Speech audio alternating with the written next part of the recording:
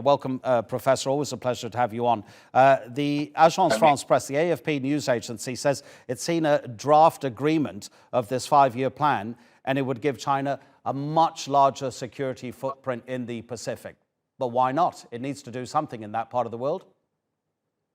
Sure. So the argument is that the Chinese are sort of militarily hemmed in by the islands that sort of skirt its coast, sort of running from Japan down through Taiwan into the Philippines. And so the strategic idea is that China is going to sort of break out of this sort of tight spot by clinching these deals with states in the Pacific, right? And the argument, as you point out, right, is that the Americans have this. Why can't the Chinese have that? And that's what this is going to be. I think this will probably emerge into something of a competition, sort of along the lines of the Soviets and the Americans during the Cold War, where the two sides try to woo sort of states that are caught in the middle, sort of stuck in the middle. And that's my sense of what this is right now. Yeah, so apparently China is going to offer some kind of financial assistance. So do you see this as being slightly different to China's growing influence in Africa and some other countries where many observers are worried that these countries are getting themselves into debt? Sri Lanka actually is quite a good example, isn't it? Is this a slightly different arrangement? Probably, because there's been enough backlash over this issue, as you mentioned, sort of in Africa, right?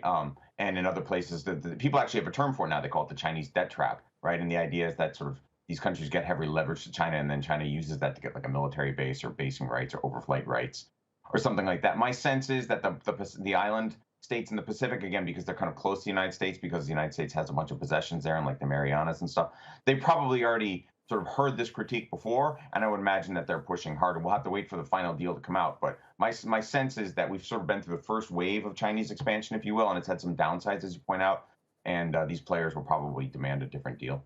I mean, none of these Pacific nations are particularly big, but when you look down the line in a few years, because as everyone observes about China, that it plans long term, would you foresee the territory and the international law of the sea as it applies to these Pacific nations, China taking advantage of that in its cooperation agreements to then put its possible military presence in around those countries?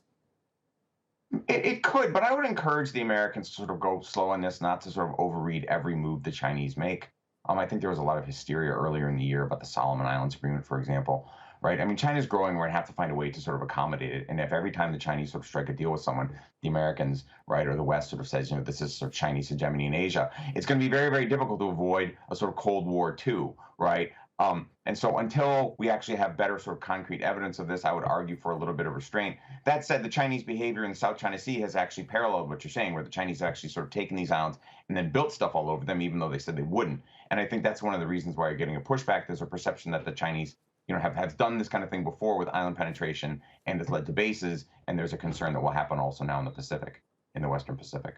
Professor, I always appreciate the way you read in between my questions and actually explain the answer in so much more detail. Really appreciate it. Professor Kelly, take care.